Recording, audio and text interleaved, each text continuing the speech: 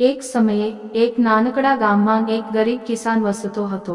આ કિસાનનું નામ રામુ હતું અને તે ખૂબ મહેનતી અને નિષ્ઠાવાન માણસ હતો। રામુનો પરિવાર નાનો હતો, પત્ની ગંગા અને બે નાના બાળકો સીતુમ અને બાલુ। તેમનું ઘર ગામના કિનારે એક નાનકડા જમીનના ટુકડા પર બનેલું હતું। આ મકાન કાચા માટીના ગુલામથી બન્યું હતું અને છાપરાંથી ઢંકાયેલું હતું। વરસાદી મોસમમાં ક્યારેક છાપરું ટપકતું, પરંતુ રામુ અને તેનો પરિવાર આ મુશ્કેલી સહન કરતો, કારણ કે તેમના માટે આ જ દુનિયામાંનો એકમાત્ર આશરો હતો। રામુની ધરતી પણ નાની હતી, માત્ર 2 એકર, પરંતુ તે આ નાની જમીનથી પણ વધારે પાક ઉપજાવવા માટે ભારે મહેનત કરતો। દર સવારે રામુ તડકું નીકળે તે પહેલાં જ ઉઠી જતો અને ખેતરમાં કામ કરવા માટે નીકળી જતો। ક્યારેક તો ત્યાં સુધી જતો કે તે રાતના તડકાં ઉતર્યા પછી જ ઘેર પાછો ફરતો। ગામના લોકો રામુની મહેનત અને નિષ્ઠાને ખૂબ માનતા, પરંતુ તેમની આર્થિક સ્થિતિ તેમ છતાં નબળી રહી। રામુએ ક્યારેય હાર માનવી ન હતી। તે માનતો કે એક દિવસ કુદરત તેની મહેનતનું યોગ્ય પરિણામ જરૂર આપશે। રામુના ખેતરમાં મુખ્યત્વે ઘઉંવાળું પાક, જેમ કે ઘઉં અને ચણા ઉગતા।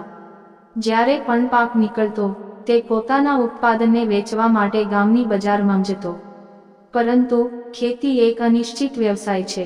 વરસાદ સમયસર ન પડે તો પાક બગડી જાય અને જો વધારે વરસાદ પડે તો પણ પાકને નુકસાન થાય। ક્યારેક તો જમીનમાં તીવ્ર તાપમાનને લીધે પાક બળી જતો।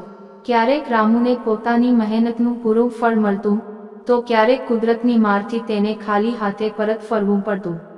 તેમ છતાં રામુ ક્યારેય પોતાના સંજોગોને દોષ ન આપતો। તે માનતો કે મહેનત એ જ રસ્તો છે, જેને પકડી રાખવાથી એક દિવસ ભાગ્ય બદલાશે। એક વર્ષ એવું આવ્યું કે રામુએ ખૂબ મહેનત કરી, પરંતુ વરસાદ ઓછો પડ્યો। રામુના ખેતરમાં કાંઠા સુધી ફફડેલા છોડો ઊભા હતા। તે રોજ 12 દિવસ ઘરમાં પાણી કાઢીને ખેતરોમાં પાણી નાખતો, પણ પાણી પૂરતું ન હતું। જમીન તૂટી પડી અને છોડ સુકાઈ ગયા। તે સમય રામુ માટે ખૂબ જ દુઃખદાયક હતો। એ વર્ષે ઘઉં અને ચણાના પાકમાં ભારે નુકસાન થયું। રામુની સ્થિતિ એ હદ સુધી પહોંચી ગઈ કે ખાવાનું પણ મેળવવું મુશ્કેલ બન્યું। જ્યારે બધું દેખાવમાં અંધકારમય હતું, ત્યારે પણ રામુએ ધીરજ રાખી। તેની પત્ની ગંગા પણ તેને હંમેશા હિંમત આપતી, રામુ, ચિંતિત ન થા, ભગવાન અમારી મહેનતનું ફળ જરૂર આપશે। એક દિવસ જ્યારે રામુ ખેતરમાં બેસી નાખેલા પાકને જોઈ રહ્યો હતો, ત્યારે એક અજાણી વ્યક્તિ તેની પાસે આવી। તે વ્યક્તિએ કહ્યું, મારા ખેતરમાં શ્રમિકોની જરૂર છે। મને તારા જેવા નિષ્ઠાવાન માણસની જરૂર છે। રામુએ વિચાર્યું કે આ એક નવી તક છે। તે એને પોતાનું કામ પૂરો પાડવામાં મદદરૂપ થવાનું સ્વીકાર્યું। રામુ એ વ્યક્તિ સાથે અન્ય ગામના ખેતરમાં કામ કરવા લાગ્યો। આ કામ એના પોતાના ખેતરમાં મહેનત કરતા અલગ હતું, પણ તે જાણતો હતો કે પોતાની નબળી સ્થિતિને સુધારવા માટે તે આ તક ગુમાવી શકતો નથી। જ્યાં રામુએ નવું કામ શરૂ કર્યું, ત્યાં તેણે ફરી પોતાની મહેનતને અવિરત રીતે ચાલુ રાખી। તેની નિષ્ઠા અને મહેનત જોઈને ખેતરના માલિકે તેને વધુ જવાબદારીઓ સોંપી। થોડા સમય પછી રામુએ સારી કમાણી કરવા માંડી અને થોડો ધન એકઠું કર્યું। આ કમાણીના કારણે રામુ પોતાની જમીન સુધારવા માટે પાછો પોતાના ખેતર પર કામ કરવા લાગ્યો। થોડા વર્ષોમાં તેના ખેતરમાં પાક પાછો ઉજળવા માંડ્યો।